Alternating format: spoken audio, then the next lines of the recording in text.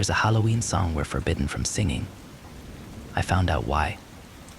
When I signed up for a national teaching program, I imagined I'd be sent to the Chicago inner city, or the deep south, not this quaint, quiet New Hampshire town. I just couldn't understand why the place struggled to keep teachers or any other out-of-town professional, for that matter.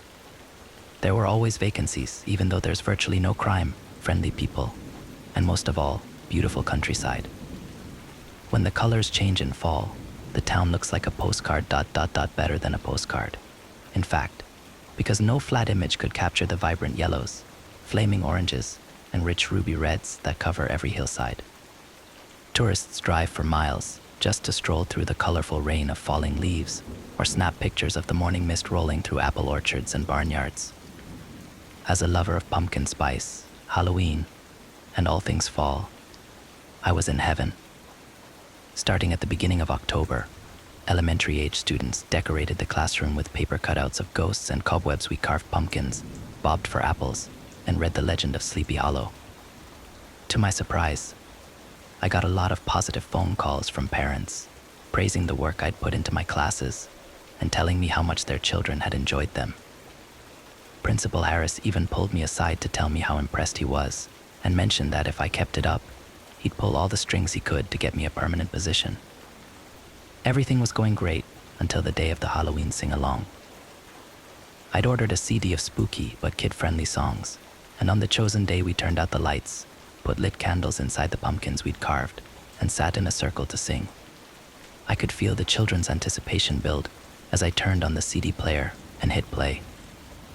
After a few creepy sound effects of fluttering bats, screams, and witch cackles, the first track began. Have you seen the ghost of John? Long white bones with the skin all gone. Ooh, ooh, ooh, ooh, ooh, ooh, ooh. Wouldn't it be chilly with no skin on? As the second verse began, I looked around the classroom. Something was very wrong. The children, who usually loved to sing, were silent except a few who were crying. Most of them had plugged their ears with their hands. I'd expected the songs to be spooky ... but this. Running footsteps announced the arrival of Principal Harris. He sprinted across the classroom and turned off the CD player like someone disabling a bomb at the final second. Are you nuts? He panted. We're going to have a talk about this after your class. Don't ever play that song in this town again. Understand? Give them, I don't know, some notes to study or something. The after-class meeting with Principal Harris was awkward, but I wasn't sure if it was worse for him or for me. He kept picking things up from his desk and setting them down again, looking out the window and sighing. Finally, he cleared his throat and got to the point. As you know, Harris began cautiously, this is a very old town. We even have one of those George Washington slept here BBCs. Can you believe that he tried to force a laugh? It died in his throat. Anyway, old, small towns like ours tend to have a lot of superstitions. They might seem silly to outsiders, but they're very important to us. It was clear who the outsider was in this situation. Seeing my daydreams of a bright future in this town disappearing fast, I cleared my throat and replied, if I've done something offensive, I'm sorry. It wasn't my intention, and I appreciate you letting me know so that it won't happen again. Do a lot of people in town have a religious objection to Halloween, or is it more like... No, nothing like that, Harris scoffed. We're not a bunch of Bible-thumping hillbillies up here. It's that specific song, and that specific story, in fact, that I need to ask you to avoid. What? You mean that old folk song, The Ghost of Joe? Yes, that one. No need to say more. Let's just not mention it again, all right? You're doing great work here, miss. I'd hate to see it cut short because of a silly misunderstanding. But why? Let's just drop it. Okay, Harris was almost pleading. It was like even discussing the song was too much for him. I think I've said all I need to, and you need to get back to class. Another fake laugh. Look, just one other thing, you can expect some negative reactions around town when the children tell their parents about class today. Try to take it in stride. Remember, this is a very, very sensitive topic for us, miss. I left the ugly fluorescent glow of Principal Harris' office with a bad taste in my mouth and a burning curiosity. What could be so bad about a song, especially one that was hundreds of years old? I went through the rest of the day on autopilot and bolted for the library as soon as I could. The storied old building, with its red brick and shadowy white columns, was one of my favorite places in town. I'd spend hours there reading, preparing materials, or just chatting with the librarian, Sarah Noman. "Hey Sarah," I waved to the frizzy mass of hair at the reception desk. "How's it going?" "Hello," Mrs. Noem replied curtly. "Can I help you?" I was put off by my friend's reaction, but I wasn't about to stop now. "I wanted to ask you." "I'm afraid I'm very busy," Sarah Neumann cut me off, adjusted her glasses, and went back to furiously stamping library books. But I noticed that she glanced up at me again, with a twinge of sympathy in her eye. "If you want to learn about town history, I suggest you check the newspaper archives. Specifically, the October issues from 1989, 1972, and 1958 should do nicely." The rubber stamp resumed its pounding. Our conversation was over. I was afraid he would drop from the cold or the poison in him. It was moving slower than it did with Greta, but I could tell from his limp and exhaustion that he would share the same strange fate. Ryan must have known that, too, because he stopped suddenly on the path. "I'm going to try to cut through again," he said, not looking back at Daria or I. "Don't follow me. There might be more thorns. Stay here and try to stay warm. If I make it, I'll send help. If you don't hear anything in an hour or two, press on, okay?" Ryan Daria began, but he was already moving, stepping into the corn, disappearing in the stalks. The two of us stood, shivering and uncertain. It was getting so dark that we had to use our dying phones as flashlights. We didn't have to wait long for something to happen. Less than a minute later, we heard a scream, and then the sound of running coming from the rows. Ryan burst back onto the maze path, eyes wide and wild, chest heaving. "In the corn ... faces, and ... we have to." Ryan's panting was cut short when a hand slithered out from the stalks and grabbed his ankle. It was too dark for me to see the source of the hand from the glow of my phone, but I could just make out pale, too tight skin stretched over long fingers. A second hand emerged from the corn, then another, and another, then a dozen or more, all latching onto Ryan. He screamed and struggled until one white palm covered his mouth.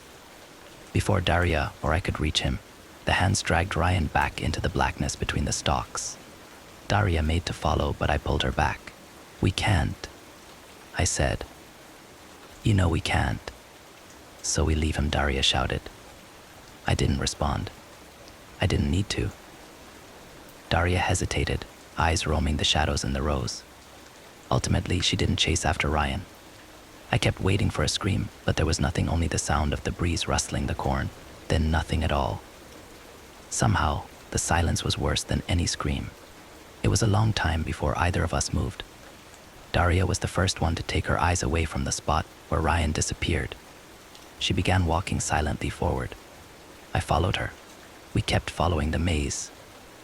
It might have been hours or a few days our phones died, so we walked in complete darkness, unable to check them for time, though the clocks in them seemed wrong, ever since we originally stepped off the path anyway. We walked and walked and walked and walked and walked, too afraid to go into the rows, too tired to stop trying to find an exit. Compared to how Greta and Ryan met their ends, Daria's death was mundane. That didn't make it any less horrible. I always figured that, in a survival situation, hunger was the biggest threat. But it was thirst that got us both, and so damn fast. We kept stumbling and walking got harder and harder. I was thirsty, then viciously thirsty, then a terrible fog crept into my brain. Daria fell and I sat next to her. We talked then, though I can't remember what about. I kept going in and out of consciousness. When Daria stopped talking and then breathing, I pulled myself together enough to lay her on the path and to close her eyes. My hands were shaking. I'm sure I would have cried if my body could spare the water. A sudden, searing brightness filled the world. I looked up and saw that the clouds were gone and the sun was out. I glanced down at the path. Daria's body was gone. I was alone. Dazed, I stumbled up from my knees and took in my surroundings. I was still in the maze, but the path was narrower and the corn was shorter, and I could see the exit. The next part one, don't remember well, and most of it I was told about later. Apparently, I was found wandering down the highway, dehydrated and sobbing. Some kind Samaritan rushed me to the hospital. Once I was recovered enough to talk to the police, I told them about the maze and my friends. They didn't believe me. Of course they didn't. When they checked the field I sent them to, there was no sign of the Halloween hamlet. All signs of it were gone from the internet when I went looking later. It was like it never existed. Officially, Ryan, Greta, and Daria are still considered missing. The unofficial speculation is that the four of us went on some drug binge in the woods, and they got lost or had accidents, or maybe just left. My memories of the strange things in the maze were also chalked up to a bad trip. But I know the truth. I know it took my friends.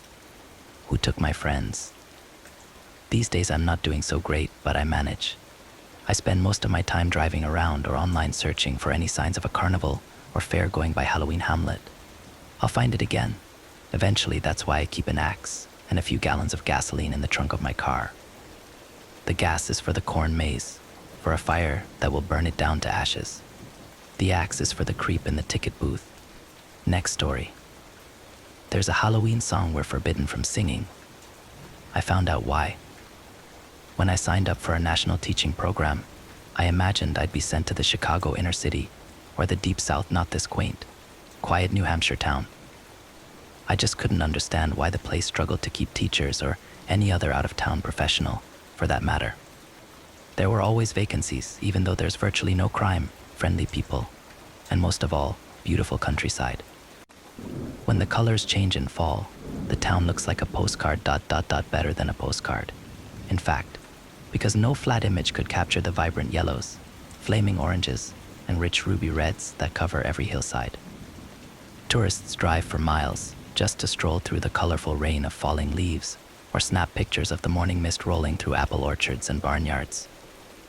As a lover of pumpkin spice, Halloween, and all things fall, I was in heaven. Starting at the beginning of October, elementary-age students decorated the classroom with paper cutouts of ghosts and cobwebs. We carved pumpkins, bobbed for apples, and read the legend of Sleepy Hollow.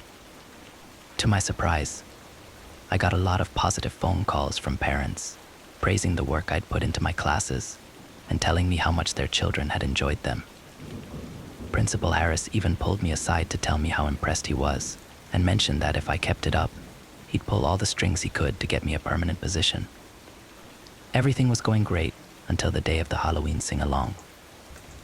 I'd ordered a CD of spooky but kid-friendly songs, and on the chosen day we turned out the lights, put lit candles inside the pumpkins we'd carved, and sat in a circle to sing.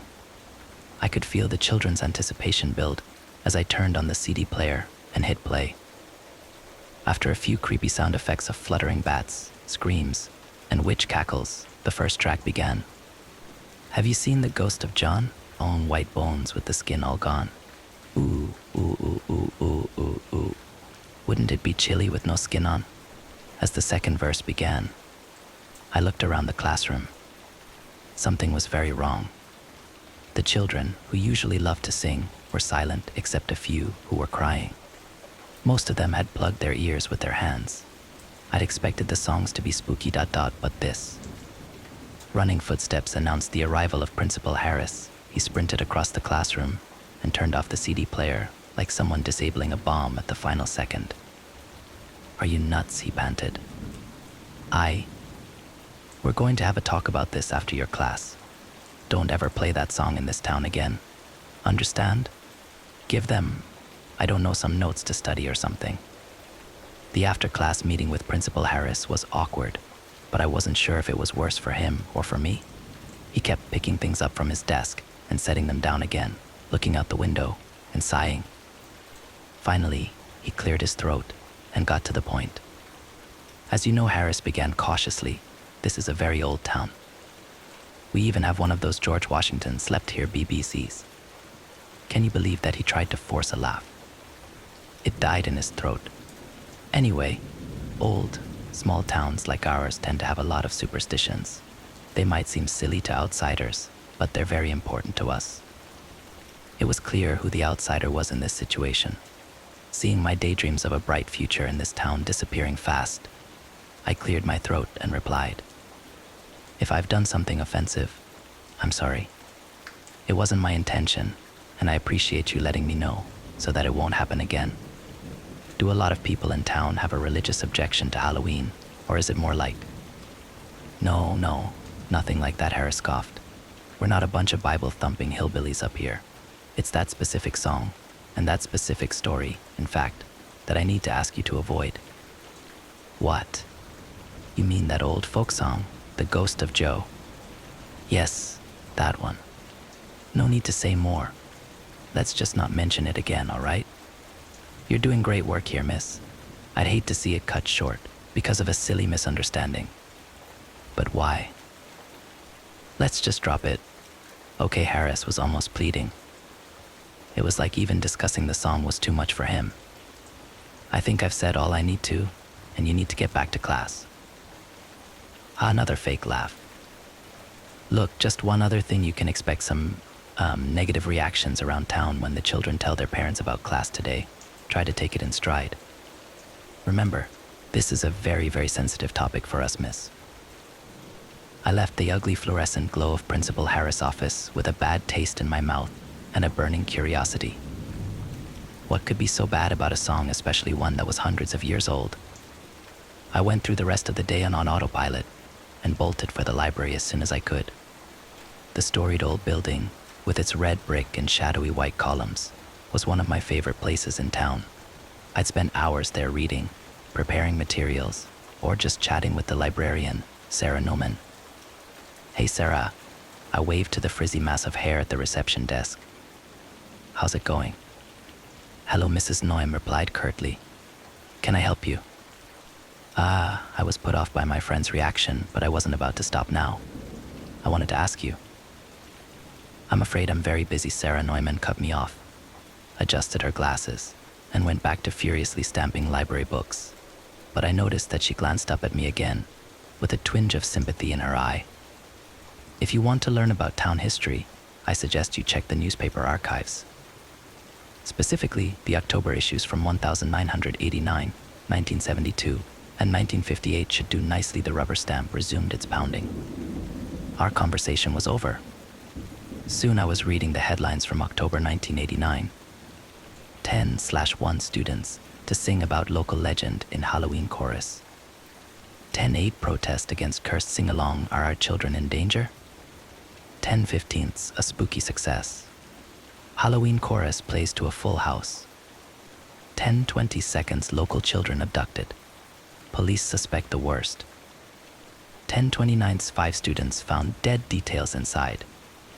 October 1972. 10/1 New York folklorist to study local legend. 10/8 a stranger in town. An interview with folklorist James Hatterwood. 10/15 stay out of our graves, Hatterwood's investigation sparks controversy. 10/20 New York folklorist James Hatterwood missing, volunteers needed. 10/29 an unfinished tale. Hatterwood disappearance remains unsolved. And 1958. 10/5 good time girls and hooligans. A look inside the teen motorcycle craze. 10/12 miscreants or misunderstood. City Council to ban teenage bikers. 10/19 angry greasers adopt local legend as their mascot, council concerned. 10/26 accident or foul play. Parents weep at tragic biker club pileup. The newspaper room was in the basement, and a chill ran over me as I read the articles. It wasn't hard to imagine what the local legend must be, the ghost of John. I didn't believe in ghouls or curses, but it was easy to see why the legend was a sore spot for the locals. I resolved to never mention it again. As I climbed the dim, creaky stairs, a loud buzzing nearly made me jump out of my skin. I had dozens of missed calls. I listened to the voicemails as I drove home. Each one was worse than the last. Parents who only days before had been calling me a blessing, or my child's favorite, were now screaming at me, threatening my life, ordering me out of town, and in a few cases, all three. It brought me to tears. These were the people who'd baked me cookies and showed me around town. How could a simple song have made them so thoughtlessly cruel? By the time I got home, my sadness had turned to tight-fisted anger, or at least that's what I tell myself to justify what I did next. None of this was fair. How was I supposed to know about some dumb superstition? I was still sniffling and wiping my red, puffy eyes when I got out of the car and waved to the Volkers, my neighbors across the street. The two Volker children left their toys on the lawn and went inside without saying a word. Their parents followed them, turning out the porch light as they went. More hot tears streamed down my cheeks. Without thinking twice, I pulled out the CD of Halloween songs and jammed it into my car's CD player. With doors and windows open, I skipped through the tracks in search of one song in particular. When I found it, I played it at full volume. Have you seen The Ghost of John? Long white bones with the skin all gone. Ooh, ooh, ooh, ooh, ooh, ooh. Wouldn't it be chilly with no skin on? I watched as one by one, porch lights went out and people enjoying the autumn evening scurried back into their houses. I was left alone in the driveway of my rented house, sobbing pitifully into the smoky October twilight. When I awoke the next morning, I had a few happy, quiet moments in my warm bed sheets before I remembered what I'd done. When I did, however, the anger and shame hit me like a punch to the gut. My morning coffee did hula hoops around my stomach. I dreaded what was coming when I got to school. To my surprise, no one mentioned anything. It was like the day before had never happened. Sure, my coworkers suddenly seemed more guarded around me, but there were no red-faced parents looking for a fight, dismissal letters, or hordes of sobbing children. The closest anyone came to mentioning the song was a boy in my second period class. "Hey, miss, aren't we gonna finish the song?" he asked. "Shut up, Clayton," the girl next to him jammed an elbow into his rib. What? Clayton shrugged. I liked it, just because our parents are all freaked out. "Clayon, we can't," another girl hissed. The class began to murmur. I had a teachable moment here. It was time to decide whether I was going to support the local superstition or encourage the kids to think for themselves. "I made a mistake playing that song yesterday, Clayton," I replied sweetly. "It bothers a lot of people, and we need to respect their feelings." I felt like a coward, but I didn't care. All I wanted was to put this whole thing behind me. I wanted to go back to how things were when I was first walking around town, coffee in hand, watching the leaves fall. A few quiet days passed. I was beginning to think that I'd survived the first major classroom scandal of my teaching career a little wiser, a little sadder, maybe, but mostly unscathed. I decided to celebrate. I'd clear my head by visiting some of the kitschy tourist attractions in the small towns nearby. As I drove, however, the weather took a turn for the worse. The misty morning clouds became a weird yellowish gray, and fat raindrops began to fall. Even with my wipers going full blast, it was hard to see. There was something wrong about this weather, something unnatural that put me on edge. That's why I nearly jumped out of my skin when I heard a loud revving behind me. Who would be riding a motorcycle in this weather? The way the black riders appeared out of the rain made me think of the Headless Horseman, but the logo on their leather jackets referenced a different legend. Even in the pouring rain, I could read the bone-white letters around their skeletal mascot, the Ghosts of John. There was music playing above the sound of the rain. Was that Elvis? Shake, rattle, and roll. 6 motorcycles had closed in around me, 3 on either side, and soon I couldn't even hear the rain over the rumble of their engines. What did they want? If this was a joke, it was in very bad taste. If this was meant to scare me, it was working. I gripped the steering wheel tightly, but it felt like my wheels were already hydroplaning on the wet pavement. The mysterious bikers surrounded my car, their rain-ragged shadows drawing closer and closer on each side. Their bodies, or long white bones, were hidden by black leather, and behind their scarred helmets, their faces with the skin all gone were completely anonymous. I couldn't maneuver without their permission, and they knew it. It was getting harder and harder to see. The rain was a gray sheet that covered even the dead branches of the roadside trees. As the road curved, I noticed the cyclists around me were pushing me, forcing me to make sharper and sharper turns to avoid hitting them. I would even have risked it if I wasn't sure that hitting one of them would make me have an accident myself. I don't know how long they kept it up, the cheesy 50s music, the deafening engines, the knuckle-whiting head games. It was meant to break me for what came next. The ghosts of John began to slow down. They wanted to force me to stop, to make me face the six of them, alone, on a storm-washed country road. My heart pounding, I skidded to a stop with them in a gravel pull-off. They shut off their engines without that roaring. The only sound was the wind-lashed rain. In unison, the dark figures dismounted. Slowly, one turned toward me, reaching for his helmet, about to reveal what lay beneath.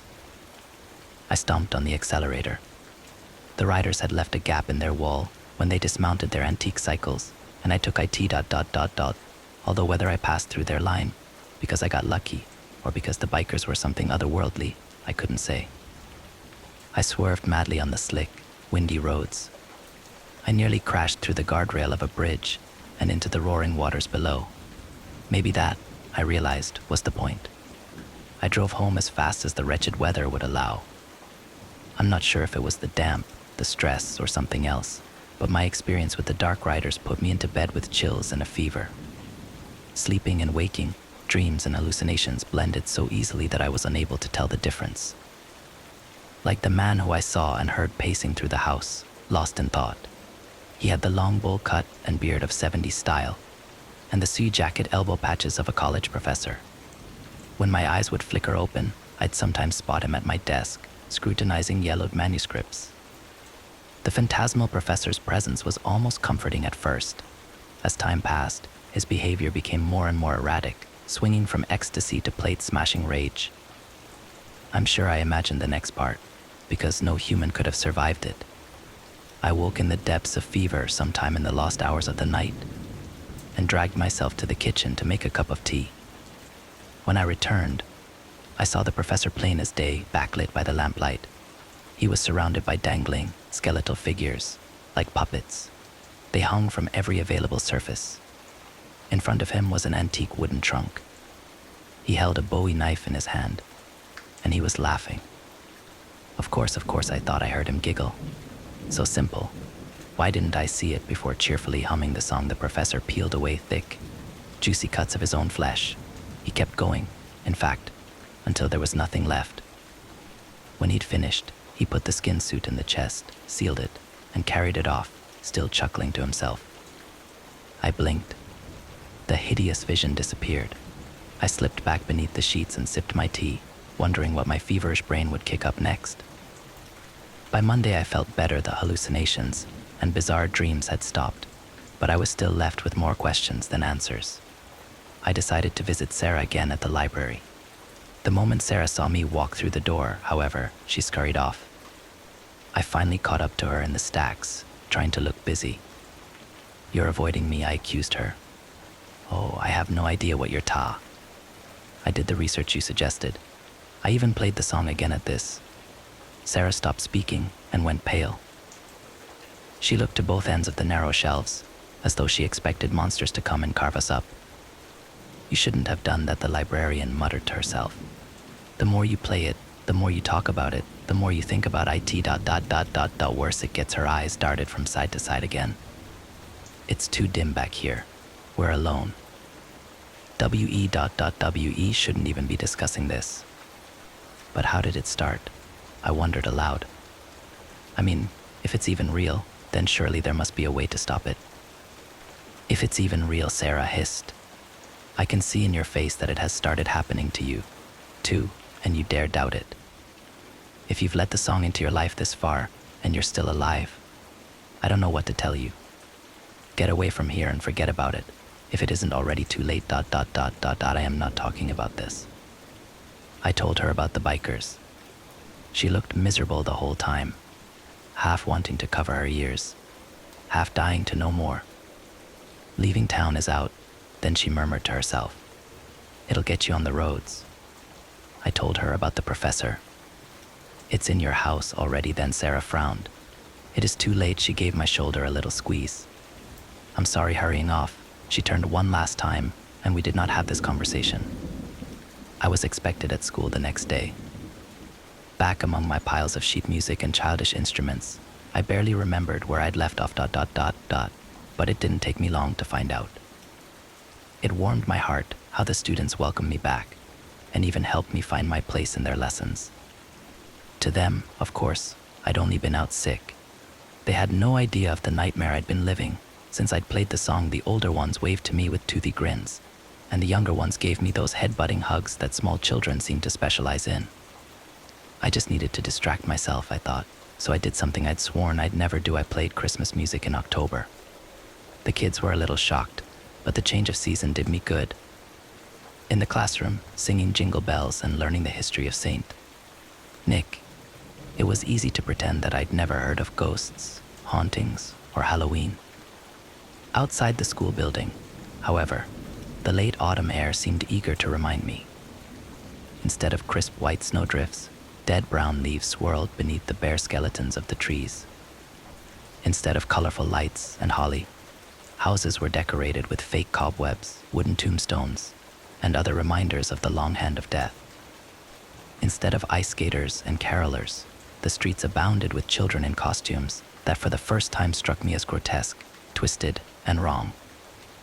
When trick-or-treaters jumped out from behind hay bales or pumpkin piles, their masked faces frightened me far more than their intended targets, who ran away shrieking gleefully. What was fun for them had become, for me, deadly serious. I realized how much I'd been affected when I looked out the kitchen window a few nights before Halloween.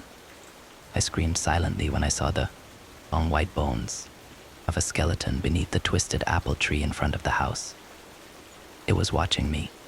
I don't know how long I stood staring into the black pits of its eyes, at its hideous bony grin, its dead intensity. But finally I realized that it wasn't moving. With a kitchen knife in my trembling fist, I crept outside to face it. I saw the string. I gave the skeleton a shove. Plastic. I was still laughing at my own pathetic fate when I felt a tug on my elbow made me turn. A child was there. Was it one of my students? "Excuse me, miss," the child rasped. "Can I have some of your skin?" ... What I was sure I'd misunderstood. "Can I have your skin, miss? It sure is chilly with no skin on." That was when I realized that the child wasn't wearing a costume. The thing before me was draped in a simple blanket, like a mortuary sheet, that was stained red. It was the kind of stain that might come from a small body with all of its flesh flayed off, I thought. There were no eye or mouth holes for a child to breathe through the blood-soaked fabric, and it held only a single tallow candle for light. I backed away slowly. I didn't start running until 4 other identical shapes drifted out of the gloom, candles flickering on their faceless wrappings. Despite their small size and inability to see, they pursued me quickly through the cracked bracken, mud, and heaps of leaves. They'd come between me and my rented house, and like a panicked animal I bolted dead ahead, and straight into the woods behind my house.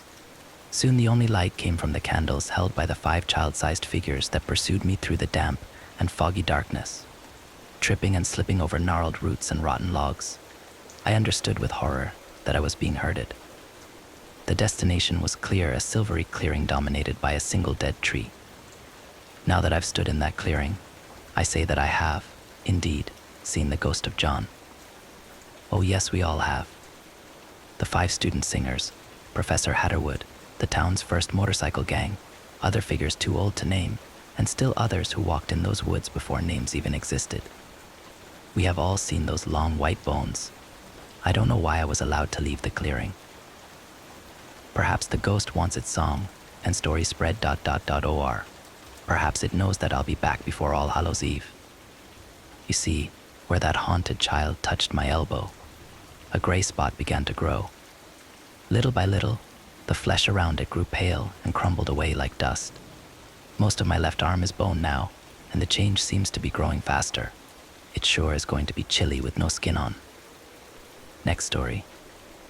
There was a reason why my neighbor's Halloween decorations always looked so realistic. I absolutely used to love Halloween. Not only dressing up as my favorite scary character, making horror-themed food, or putting up decorations. No, I loved the atmosphere that filled our neighborhood, as it changed from its boring demeanor into something horrifying and exciting. My neighbor and best friend Mark was an even bigger fanatic than myself. Each year, He'd try to make the best costume or scariest decoration. But despite our best efforts at becoming the Halloween kings, we could never match up to Mr. Black. Mr. Black was a man of advancing age. He'd been widowed about a decade earlier, left behind by a vicious, evil wife that treated the entire neighborhood like crap. The only thing she ever loved was Halloween, and she'd make damn sure all the attention was directed at herself each year on October 31st. When she died, I almost felt relieved for the poor man. Still, for reasons beyond my comprehension, he decided to keep his abusive wife's tradition alive. Each year, he'd come up with the most gruesome display of nightmare-inducing decoration. His entire house would be transformed into one of absolute, mind-bending horror. He'd build a pool of blood in his garden, or he'd cover the entire house with cobwebs, unleashing a horde of spiders just to prove that he could. It was as beautiful as it was disgusting. How he constantly managed to outdo himself brought great joy to the rest of the neighborhood. Unfortunately, Mark couldn't stand it. He's a damn attention seeker. Always has to be in the spotlight. Every fucking Halloween. For years, Mark had tried to outdo Mr. Black. He'd spent thousands of dollars in preparation, planning for months ahead of time, only to be blown out of the water by Mr. Black. What was even weirder was that each time, it would only take Mr. Black a day to set everything up, which enraged Mark beyond anything else in life. In 2017, Mark even resorted to renting animatronics that resembled crawling corpses. He littered his yard with the things, letting them scream and pull themselves around. He was so confident that year. And even as the 30th of October rolled around, Mr. Black still hadn't put up any decorations. When we went to work the next day, on Halloween itself, Mark was beyond himself with joy. He'd finally done it, and he just wouldn't shut up about it. It wasn't until we got home later that day, before we saw the horrors taking place in Mr. Black's front yard. In the span of 8 hours, he'd turned it into a literal graveyard. Muffled screams were coming up from the ground with bells that were attached to strings, leading into buried coffins. They rang as people gathered around, in awe from the sight. Those brave enough to traverse his yard were invited inside for a tour. Mark and I joined, and quickly realized that Mark's pathetic animatronics were nothing in comparison. Because inside the living room, Mr. Black had created a makeshift morgue, full on with mortuary refrigerators that rumbled around as if people were trapped inside. Mark was pissed. He couldn't believe it, and to be fair, neither could I. He swore then that he'd figure out how the hell Mr. Black managed to pull off these incredible feats each and every year, at such an advancing age and without any help. How does he do it? Have you ever seen any trucks or workmen outside his house? Mark asked. I chuckled. Nah, but come on. He's retired. He probably gets it done while we're at work. Still, Mark didn't believe it. That guy's up to something. Next year I'm going to stay at home and figure it out. A year passed, and Mark actually remained true to his word. On the 31st of October, 2018, he called in sick to work. I sighed once I found out, surprised at how seriously he was taking it. Then, at around noon, I got a frantic and excited voice message from Mark. I knew it. I freaking knew it. You won't believe what I just found. Mr. Black is a depraved monster. I'm going to call the voice message was cut short, so I tried to call back. No response. After the 5th or so missed call, I started to get worried. There was absolutely no way Mark would have given me any peace if he truly found something. But no matter how many times I tried to call him, I just got a busy signal. By the end of the workday, I was truly scared for him. Mark was never that silent. I needed to figure out what was going on. As soon as I returned home, I went over to Mark's place, where I proceeded to hammer on his door.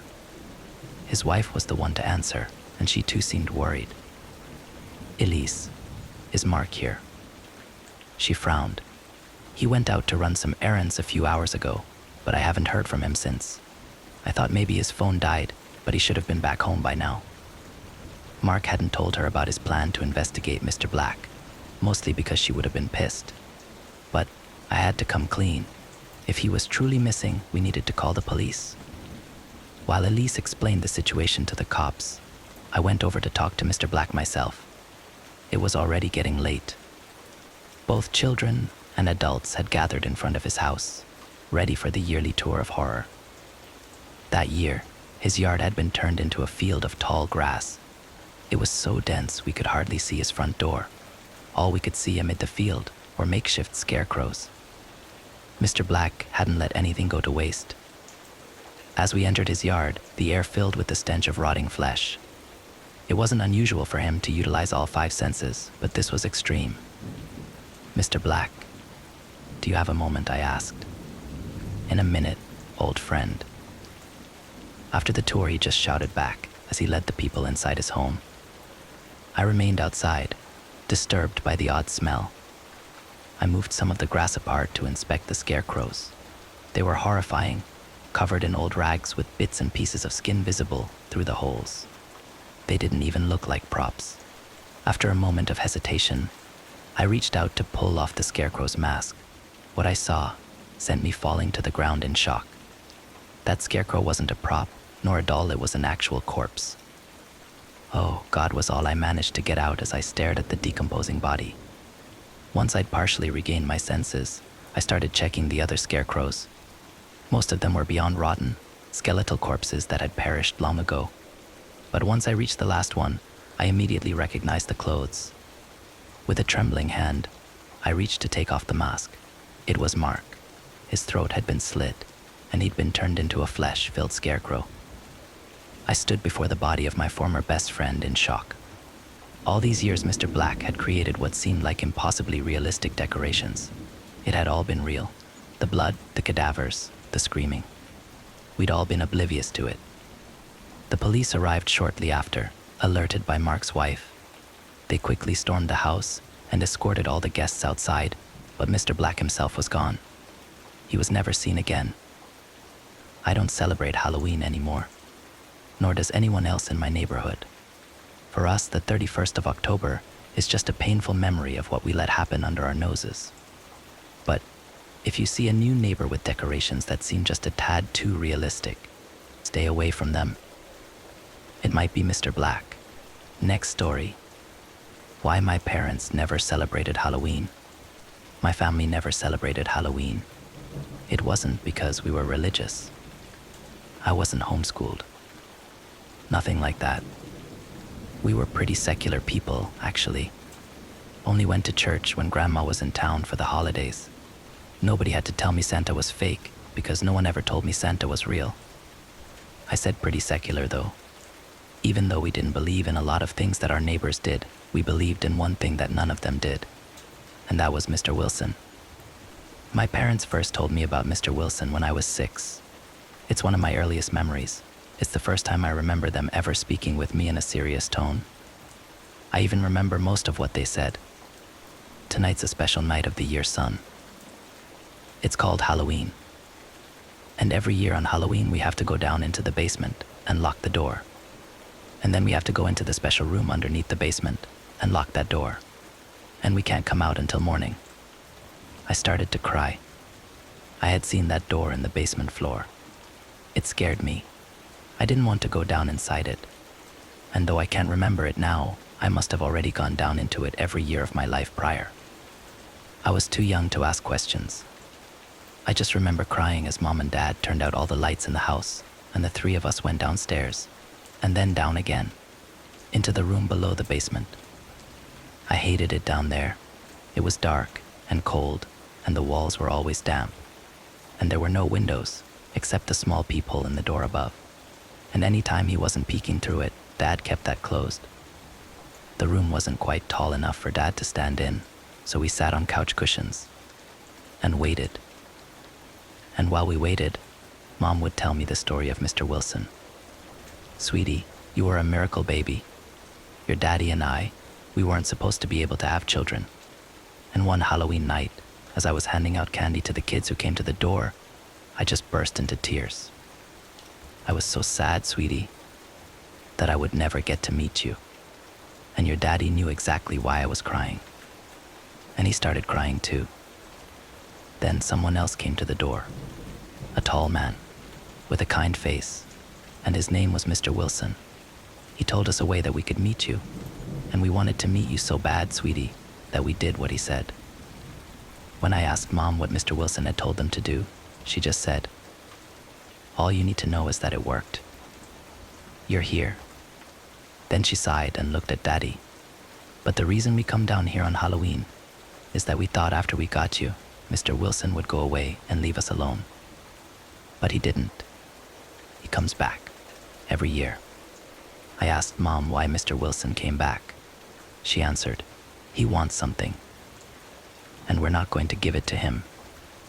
I asked why that meant we had to go to the room under the basement. Mom said, "You know how this room scares you?"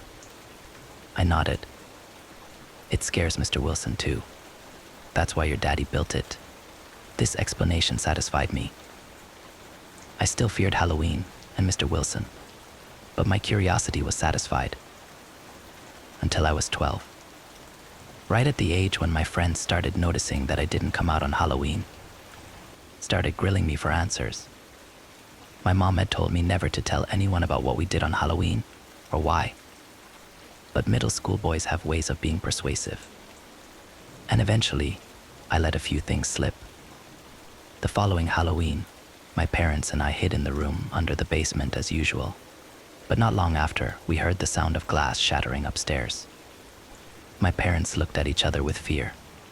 My dad opened the peephole and put his ear to it, trying to determine what was happening up there. "It sounds like a couple of kids." My stomach sank. I knew this was my fault. And sure enough, we heard the sound of my schoolmate's voice, calling out, "Beware, beware. It's Mr. Wilson. I've come to get you," and then the voice burst into giggles, along with two others. I braced myself. I assumed my parents would be furious with me, and in the days to come, they would be. But not at that moment. At that moment, they just went deathly still. Mom put her hands over my ears. She told me to try to go to sleep. Of course I couldn't, but I didn't dare disobey any further. I pretended to fall asleep, all the while listening intently for whatever sounds could penetrate my mom's hands. At first, all I could hear were scattered giggles. And then the giggles stopped, and I heard another voice. A deeper voice, the voice of a much older man. My mom's hands got cold against my ears. I heard what sounded like a scuffle, and a chorus of high-pitched screams, and then silence again. The silence broke with the sound of the basement door breaking open. Mom pulled me in tight. Heavy footsteps crashed down the basement stairs, like a horse was coming down. The heavy, rushing footsteps careened around the basement, and the deep voice, much nearer now, bellowed, "Where is he? Where is he? Where is the boy?" My dad crawled over to us and covered us both with his body. The footsteps finally barreled straight towards the door into our room below. They stopped on top of the door. It groaned under the weight. "Those aren't the ones I wanted. Not those filthy, rotten children up there. Where is the boy you owe me?" I was crying. All of us were. But Mom was right. Mr. Wilson didn't come into the room below. He could have broken in. I was sure of it. But he didn't. He didn't leave either. He stood on top of the door for what seemed like all night, yelling over and over, "Where is the boy you promised me? Is he in there? Is he down below with you? Give him to me. Surrender the boy." At some point I passed out, from terror and crying and exhaustion. And when I woke up, it was morning, and Mr. Wilson was gone. Not that our troubles were over. Dad and Mom actually spent a night in jail as persons of interest. They were released when the police realized that, even though the murders had occurred in our living room, there was no way my parents could have committed them. The only explanation was that boys had broken into the house, and that some kind of animal had followed them inside. I went back to school the next week a changed boy. Quieter, less friendly, traumatized, and also regarded differently. 3 kids die in your living room on Halloween night.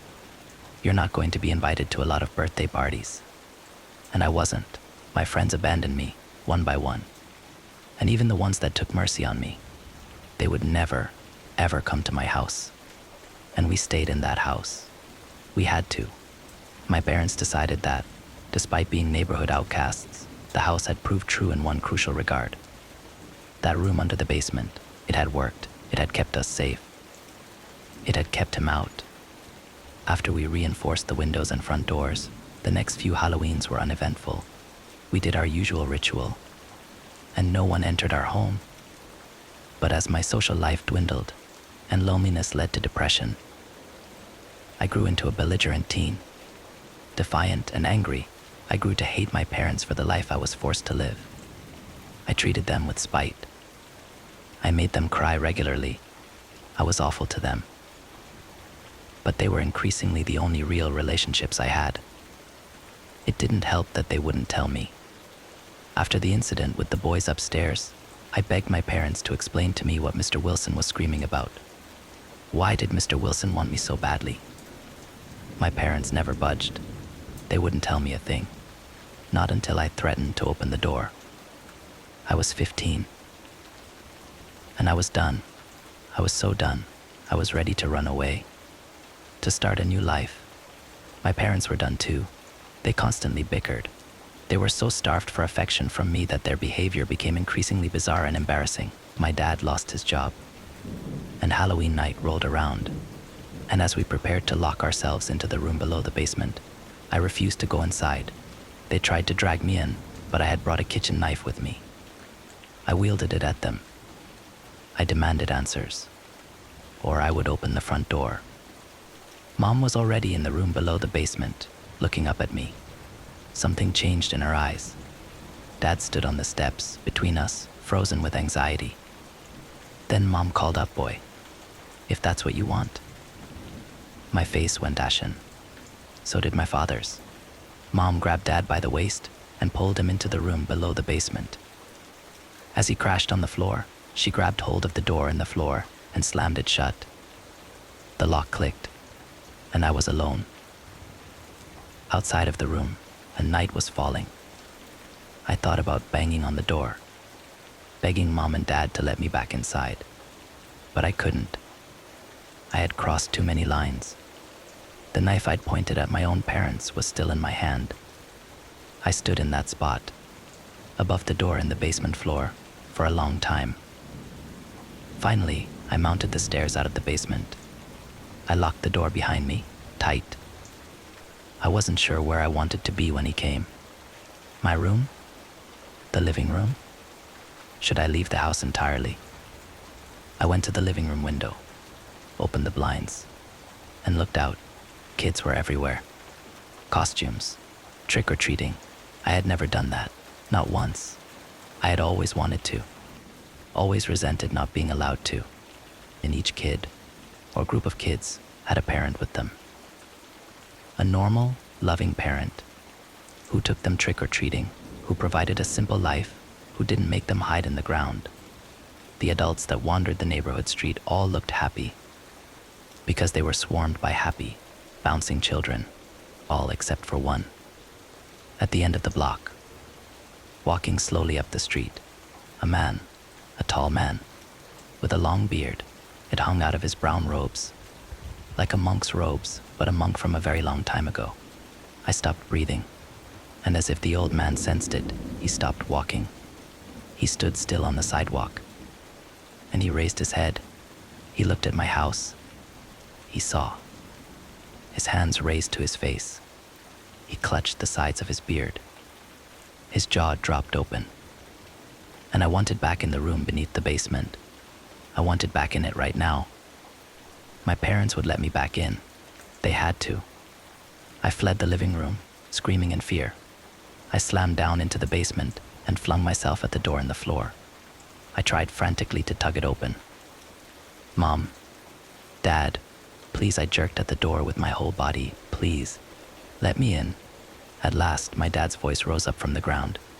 "No, son, no." There was a moment of silence. Dad continued, "You are right. This is no way to live. It's not worth it anymore. We wish you well. We love you very much. Now go. Let this end. And the doorbell rang. I stood up, wiped the dust off the knees of my pants, walked up out of the basement, and then up to the front door. I answered it. There he stood, his hands outstretched, his eyes huge, the eyes of man who is starving to death. He leapt at me. I screamed, bracing myself for pain. But Mr. Wilson did not attack me. He pulled me deep into his brown robes, pulled me so tight I could feel his ribcage against my own. My face was pressed. I could see nothing but fabric. When I gasped for air, I gagged on his smell, the smell of rotting meat. I felt his fingers burrow into my hair, his breath enter my ear, his lips against my forehead. Boy, he wheezed. My boy. He held me tight for a long time. And when his grasp loosened, I asked, "Are you my real father, Mr. Wilson?" Mr. Wilson smiled. "No, boy. There are no fathers. There are no mothers. There are no families. Do you remember being born?" I shook my head. "Your birth never occurred. No one is born. Not the one you called mother or the one you called father." I was beginning to feel dizzy. I asked, "Then why did you come for me?" "I am a lender. Every human has one." I told Mr. Wilson he was a liar. What he was saying was ludicrous. No other child was raised like me. Just look outside. The streets were full of children who didn't spend one night a year inside a bunker. Mr. Wilson released me. He stepped back. He lowered his gaze to the floor. He spat those children outside.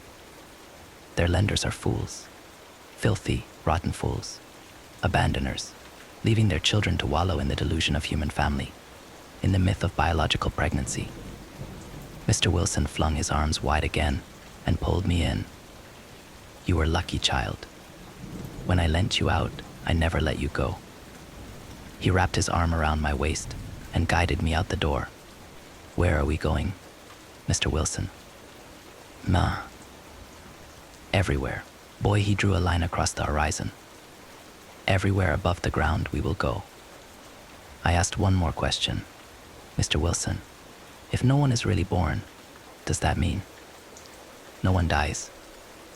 Mr. Wilson looked down at me and smiled. His teeth were rotten and stained with blood. He said, "Oh, my boy, they die. The unlucky ones, the abandoned ones, the ones whose lenders never stand guard, never keep watch over the children they have lent out. Like sheep without a shepherd. Oh, how they die."